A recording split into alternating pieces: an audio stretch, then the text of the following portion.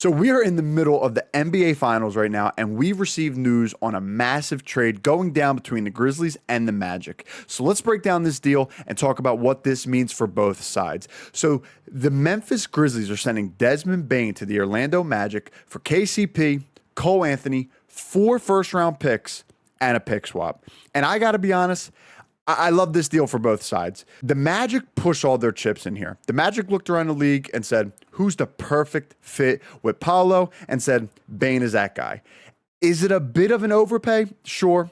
But if the Magic truly believe he's the guy that can take them to the next level, then why not?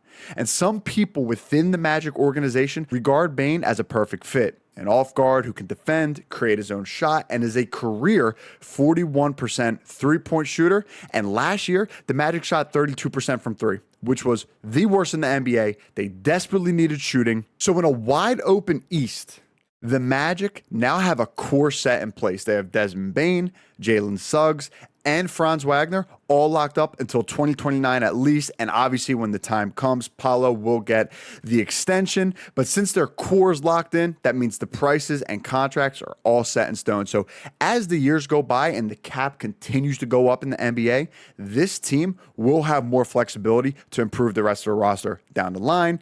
And the reason, me personally, I'm so big on having a core in place is because look at the teams that just played in the conference championships this year. The Knicks, Pacers, Wolves, OKC, they all have a core group of guys who have played together for a few years and will continue to play together for the most part. Chemistry and continuity matter in the NBA. Orlando now has that, and they see an opportunity here. The Knicks can't find a head coach. The Celtics are without Tatum for the year. The 76ers are constantly and always injured. And honestly, do we really believe the Pacers can come out of the East again, or did they catch lightning in a bottle this year?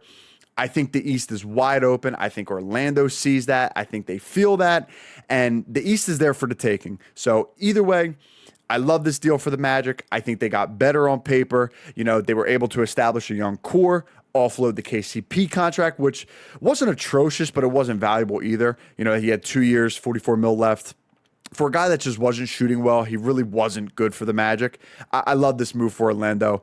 They are betting on fit and hoping that this young core can develop together. I'm super excited to see what they can do. Now, as for the Grizzlies, this trade screams retool. Memphis clearly didn't love the core that they had in place, which is why they traded Desmond Bane in the first place. This trade now gives them enough ammo to build around Jaren Jackson Jr. and Ja Morant. They were able to offload Bane's contract, which gives them more room to extend Jaren Jackson Jr., who is eligible for an extension this summer. They have the 16th overall pick in this upcoming draft, and they'll have a lottery pick in next year's draft.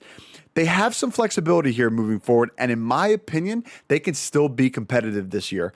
KCP takes over at the shooting guard position, and they could potentially make the playoffs. But now they have assets to pivot any direction they want. This is a move that certainly makes them worse at the moment, but could help them improve the roster in a loaded Western Conference in the near future. I think the value they got for Bane was incredible. Like I said, they could really go any direction they want with this. They have Jalen Wells, who finished third in Rookie of the Year voting last year. They're banking on him being a long-term starter on the wing. They still have Ja Morant and obviously Jaren Jackson Jr. So it's not like this team doesn't have talent. I'm just curious to see what moves this could set up for Memphis going forward. Do they build around Ja and Jaren Jackson Jr.?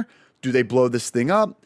I don't know. I don't think they're at the point where they need to blow this thing up yet, but I do believe the first few months of the season will give us a true indication on which direction this organization is truly headed in.